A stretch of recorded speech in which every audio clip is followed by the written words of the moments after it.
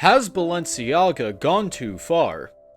The internet has lost its head at Balenciaga this week by indicting details of them tolerating and even glamorizing sexual chaos against children. So let's get into the details.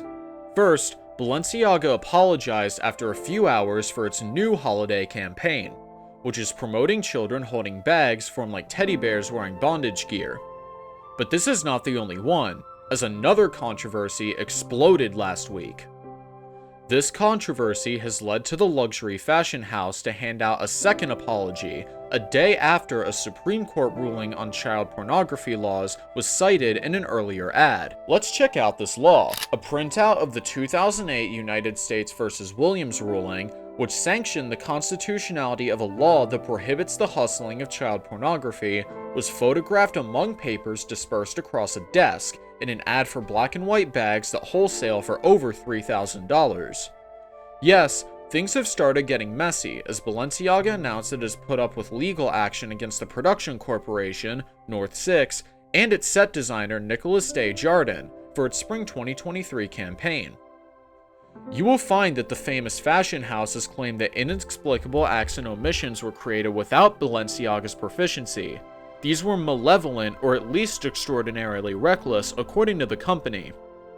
This is according to court documents which were filed on Friday in the New York Supreme Court for the County of New York. This is currently applied the production company, as the company strives for at least $25 million in destruction from the fake of false accusation between Balenciaga and the horrible and deeply alarming topic of the court decision. Balenciaga did not react to a request for any type of statement from the Washington Post. Furthermore, North 6 also refused to remark on the allegations. Desjardins' agent, Gabriela Massif, said that the legitimate papers utilized in the ads were received from a prop house that was rental places utilized on film and photo shoots. We got to find that everyone from Balenciaga was on this photo shoot and was present on every shot and operated on the edit in every portrait in post-production. Massif said that Desjardins is being utilized as a scapegoat and is employing a legitimate company. You will find that this image appeared on Balenciaga's website was shot in July, and this image showcased the Hourglass handbag, a Balenciaga and Adidas mashup accentuating the sporting brand's popular white sprites against black leather and a buckle formed like the letter B. Additionally, a printout of the Supreme Court ruling spills out on a manila folder beneath the bag in that particular advertisement. And this ad just became the second to be grabbed by Balenciaga earlier this week. It is a move that the corporation announced in a declaration that furthermore apologized for exhibiting alarming documents in their campaign. The statement says they strongly criticize children's abuse in any form. The statement followed a separate statement in which the corporation apologized for the means children appeared in its holiday ads. So how did this controversy begin? Let's talk in detail. This massive fallout started earlier this month when Balenciaga disclosed its Toy Story's holiday campaign, shot by National Geographic photographer Gabriele Galimbardi. Yes, the shot was successful, and the images in that ad campaign correspond to Galimbardi's previous work, which also featured children encircled by their toys. What's different in this case, and what resulted in the huge controversy, was that the children were photographed near wine glasses and other toys, while holding plush bears with battered eyes that were wrapped in fishnet tops and leather harnesses. This idea of showcasing the children was very offensive, which has rocketed the whole internet family. While Balenciaga furthermore eliminated the teddy bear ads, a spokesperson for the fashion house said in the Daily Mail that Galimbardi's suit would not be a topic of a lawsuit. In a statement posted to his Instagram last week, the award-winning Italian photographer said he had no voice in what props or models were utilized in the shoot. Furthermore, he said that he was just and entirely requested to light the provided scene and take the shots which are according to his signature style. As conventional for commercial shooting, the way of the campaign and the attention of the objects which were displayed was not in the hands of him as the photographer. But of course, it is true that he was only doing his duty, and he was best at that. Priscilla Gonzalez, who is 27 years old, a Mexico-based stylist and fashion content creator, pertained to Balenciaga's Toy Stories campaign as an attempt at let's give people something to speak about, has gone terribly untrue. We all know that this edgy fashion house has earned a stature for being an almost anti-fashion brand. Gonzalez stated this and spanned in a line of what's cool with exhibitions, which was inspired by The Simpsons and Crocs.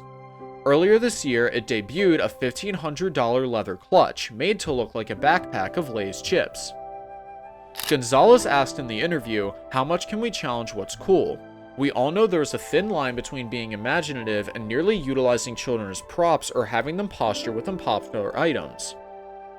In the age where we prefer social media more, it is evident that backlash over ads can dissipate quickly, and Balenciaga asked forgiveness over these plush bear bags, regretting that they should not have been captioned with children.